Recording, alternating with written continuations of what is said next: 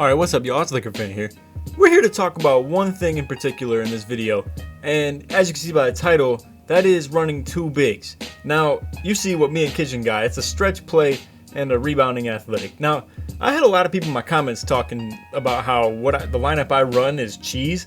Like, okay, you guys made it sound like I was, I'm not saying you guys, because I know the majority of the people watching this aren't even the ones who said that, but, they made it sound like this right here is the lineup that I was using. The damn like rebounder, like athletic center, and then the pure glass at the 5 spot too. So here's the thing about this. And now, like I said, here's obviously the title of this video: the truth about running two bigs on the 2v2 court. Here's the thing about it is I'm gonna have another gameplay too where it was me and AK, the guard that I run with. And we were playing against a lock and a stretch. Now, games like this right here, where it's two inside bigs, I mean, this is obviously like kind of just the least skilled lineup you can possibly bring, where it's just a big cluster in the paint, and it's just not fun for anybody. Now, horrible for them; they get that terrible pass out of there. Now, here's the thing about this lineup though, is like if you bring two bigs, it's really not all that great. If we're being real, like if it's at least like you have a stretch and a lock, or a stretch and an athletic like I do, or a stretch and a glass even, it's really not that bad because you have one dude to hold stuff down in the paint. But as soon as you bring like a playmaker and a stretch, it's over, dog. It's over. You can't it's done deal. If you lose the ball, they are scoring probably every single time, because even if they don't score over your guard, they're probably still gonna rebound over your stretch. Now you see I run a little like LT right there. I know I hate to do it, but sometimes it just happens. Kitchen misses, we get the nice little putback dunk. But again, now we're here to uncover all the layers of running two bigs. Now, again, when it's lineups like these, you see what they definitely lack a lot of is speed, and that's what me and Kitchen don't lack as far as being quote-unquote big men, So here's the thing about the video that I've uploaded too. Me and Kitchen are like I said, I'm 6'11" with bronze rim protector. You see, I get I pay for running the LT right there. It's my karma. I shouldn't have been doing it. But anyway, the thing about the lineup that we run here, bro, like I am 6'11" with bronze rim protector and 73 block rating, and people are calling it cheese that I have this build. Like I hate to break it to y'all, but like this build is not like, you'll never see anybody else run this stuff and be prolific with it. But you see, nice backdoor right there as well. I mean, show me one other person on YouTube that has this build and is doing what I'm doing with it. That's all I have to say about that. But and then same with Kitchen. I mean, he has a very original build, and that's just what it is. You see, nice crazy body right there. But do you guys have any idea how much we struggle when we run these twos in the stage and we run into a post and a lock? Like, people were acting as if like, oh, you run two power forwards, so that's cheese. You want me to tell me a small forward and a center isn't more cheese? Now you see he hits me with the charge right there. Man, I swear, that stuff gets on my nerves, but at the end of the day, it's all good. I know that's still part of the game. But do y'all really mean to tell me that a small forward and center, like a small forward pure lock and a center pure post, is not more cheese? Like, I mean, you're looking at this lineup that we're running, and it's two power forwards. Kitchen has 77 contested three, and is not very fast as far as being a playmaker goes. And really, his build would be better if he made it a small forward. He doesn't have any ankle breaker, and he lacks one level of pick and roll maestro that he could have too. Anyway, you see, like I said, I mean, this is the life of running two bigs. Dude's just forcing up layups, getting his own rebound, forcing it up again. But yeah, man, I mean, honestly, as far as me and Kitchen's lineup go, I feel like me and him just have great chemistry and we figure out things together. But as far as like it being cheese, I don't know about that. So you see right there, nice little counter to the charge stuff. Just go with floaters. But however, right here, this was a little bailout. But this is takeover, bro. That's just takeover. Hitting heavily floaters like that over two bigs. But anyway, on to the next video. Here we got the stretch and the lock gameplay here next. Let's see, it's this one. So in this one, it's me and AK, right? Now here's the thing, in my opinion, it's no longer quote unquote cheese in my opinion to bring, I hate that I keep saying cheese. I'm gonna just screw it, I'm gonna keep saying it because that's what y'all be saying anyway. It's no longer cheese in my opinion to bring like a pure stretch to the twos. I just feel like it's not really quite as nuts as it used to be. I mean, you don't shoot over heads like that anymore. It's not hard for guards to like defend a stretch big anymore. I will say, if you bring 2 locks or a lock and a post, oh man, that's something else. You got a whole different type of definition of having fun on this game. But anyway, I understand a lock and a post sort of, just because I mean, as a post scorer, that's definitely who I would run with if I were, is a lockdown, because obviously it hides your flaws. It definitely hides the fact that you are slow, you can't move anywhere on defense, and all you're really good for on D is just sitting in the paint. Now, obviously, when I say that, I'm talking about these 7-3 pure posts. See right there, bad pass.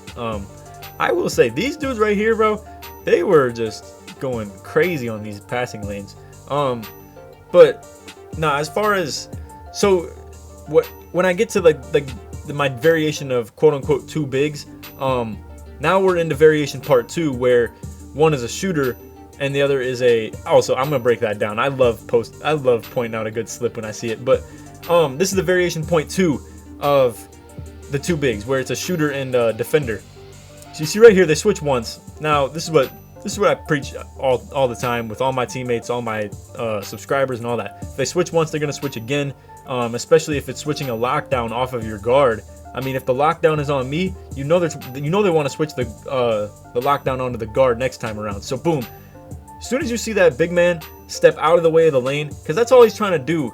Like if AK is ISOing, you know what the big man's trying to do, or the one who's trying to guard me, he's trying to just take the paint away. Because honestly, the one flaw of my build and myself is that I'm not going to pick and pop. I'm not going to shoot the ball. So you see right here, he opens up a little bit. As soon as he opens up, that's when you dip. Because then the defender that was on AK is just out of the way and gone. So anyway, I just love breaking down a good slip when I see one. And obviously, like I said, I always preach that to my teammates as well. And it's always just something good to run. Now, that's also your counter. Like, that is what you should run against. Now you see right here, they adjust to it. Luckily I grabbed the ball back though. But honestly, that is what you should run against 2 bigs, because, and now this is with a lockdown, however, so it's kind of harder to figure out. Also, one thing I really want to break this down for you guys too. When I roll and they both react to the roll, that's when as a guard you'll be open. You see right here, AK could have shot that easy money. Slips like this will get your guard open as well. So it's just situationally, that's what you always do. And if the defense reacts properly, then I don't know, honestly, like, so matter of fact, we'll just keep going on with this. And while we're on this topic, I would love to address this. You need shooting in your point guard. Like, your guard needs to be able to shoot in order for that to happen right there. Because either if your guard is a good shooter, like I run with Kitchen and AK, they can't play so low on the slip. Like, you see how both of them dropped back real deep to cover me on that, because they seen that I burnt them on the last time. You see right here, I'm setting up for it again. I definitely could have had that one, but as the community loves to call it, free rebounds. That's, I don't know, basically if you get a free board, you were wide open and your guard just didn't pass it to you. But aside from that, back to the point of you need a good shooter. You see bad cut from me right there too. But you need a good shooter in order to open up your slip, because so that they can't just both drop deep on you, you know what I mean? And if you don't have a good shooter, they're definitely going to do that, and then they just leave your guard to shoot wide open. But generally he's not looking for that. So basically I'm saying is don't run pick and roll with a pure playmaker. Whatever you do, don't run pick and roll with a pure playmaker. You can run pick and pops for sure. But yeah, rolls and like slips and stuff, I don't know, it's not the best move. But no, back to the topic of this video. My bad, I definitely sidetracked quite a bit. Also, you see the pure lock getting a Euro layup. That stuff is goofy. Back to the topic of the video though. So the downside of running with a guard against a lineup like this, however, is you can't really have, your point guard will get exposed generally against a pure lock. And I'm talking him on defense. Like, I mean, AK can like expose a lockdown pretty well, because he's a really skilled guard. As you see, like, protect the house winner. He's obviously, like, you know, he's in his own little clan. My dude is legit. Like, he really, is like pretty developed in this. You see free board again though. I mean, now here's the thing about some of these stage head guards is they never pass the ball. So the thing about it, but let me get back to my point though. It's tough for AK to guard bigs just because, or not even bigs, just even small forward pure lockdowns because they're that much bigger than him. Now if you come into the game with a lineup like mine and Kitchen's, defensively you're fine because Kitchen as a 6'11 stretch can pretty much guard like a 6'10 pure lock pretty solidly. Obviously, as you guys know, lockdowns in this game are just OD and just good at everything for no reason. But no, back to the whole point of that though is, you see now I'm over here trying to help AK in the paint in the stretch, and then the stretch just shoots the ball because he's obviously a little bit open. So this is where AK was just like, yo, I can guard a stretch pretty fine. Like now that they changed all the patches and stuff, why don't you just come guard the lock? He's got better rebounding, better inside finishing, all that, which is crazy to me how like a build like a pure lockdown should even like have badges to help them finish down low, or even have like 80-ish dunking. That's crazy to me. That's honestly crazy to me. But anyway, you see AK gets the lightly. Stretch just puts up some garbage. Like he says, I mean, and I'm passing on his word in this video basically. It's not hard for guards to guard a stretch that much anymore. It's like the shot contest, and you see he tried to hit a step back there, but obviously kind of did like a hesitation and just shot it. I'm actually kind of glad he got blocked on that, just because he probably would have missed it horribly, and I don't know if I would have grabbed the rebound on that one. But anyway, you see they switch once, so what do they do? They switch again. I love it, dog. I love it so much, running the rescreen slips. Matter of fact, I'm gonna go back and explain this to you guys too. So since AK is not the best passer, I designed this specifically for him. Now, if you want to introduce your guards to this as well, go for it. You see they switch once. So I never look to slip on the first roll with AK. Like whenever I'm playing with him, I'm setting picks until they switch. If they want to play hedge all game on a pure shot creator, that's up to them. That's their problem. That's actually like a horrible thing to do against a pure shot creator. But if they're gonna switch everything, then we just let it develop like this. Now you see I got a little irritated with him right here because this is exactly what I'm talking about. Also, sorry for all the rewinds, but I'm trying to get my point across to you guys. They switch it here, so I come back out to the perimeter because I'm like, all right, let's set up for rescreen, and I'm just gonna slip. But now he just goes to the paint, kind of just freelancing a little bit. I get the ball back though, but still, you get what I'm saying. Like that could have been a really game-changing like mistake. You know what I mean? So now we got 2.4 left on the clock. He just heaves like I was expecting him to and kind of wanted him to, obviously. So I just get down there to pin him for a rebound position and get the easy board.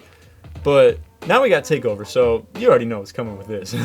Double teams on double teams on double teams. So I try to pivot away from the help B. I was scarred by, I was freaking scarred by that dude going for the charge cheese earlier though. That is the kryptonite of my rebounding athletic on takeover, dog.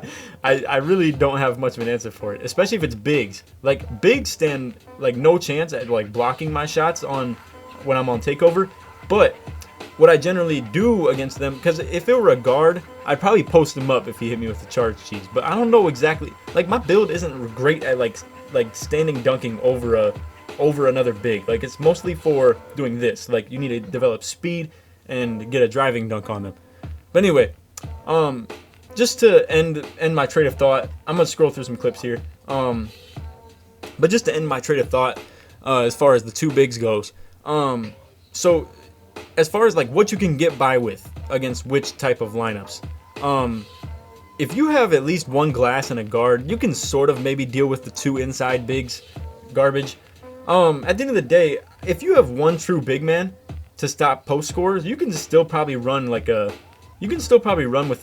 point guard on twos. I'm not the greatest at stopping post scorers. I only got bronze rim protector and like I said 73 block. I'm pretty sure, but at the end of the day, it's still enough to like get the stops that you kind of need to on a post score occasionally. If you have a pure rim or something like that you run at the 2 and then a guard at the 1, you can easily run that as far as like stopping the two bigs. Because at the end of the day, I mean, that rim's just gonna have to do work. You're gonna have to like play a lot of hands up, go for blocks, and just really hope you get a rebound. But you should have no problem exposing two bigs with a guard on your team if you run the proper pick and roll D. Or pick and roll offense, I mean. So anyway, keep that in mind. I really want you guys to remember the whole rescreen slip tactic as far as trying to beat double bigs, because if you're trying to run pick and roll against two bigs and your big man does not know how to roll off a screen or like when to slip. Also, look at that kill right there. That's crazy. If your big man doesn't know how to roll or slip, then you are in trouble if you're a shot creator or a play sharp that's using picks against two bigs. Like if you're just letting them switch everything and get away with it every time, you got problems. But anyway, that's all for the vid. I hope you guys enjoyed. If you did, feel free to leave a like, subscribe if you're new, all that good stuff. Stay tuned for the Blake Griffin and LeBron mixtapes. These things are gonna go nuts, bro. I'm so looking forward to it. I'm glad I'm able to like stay in the flow of making mixtapes like this, because I don't know.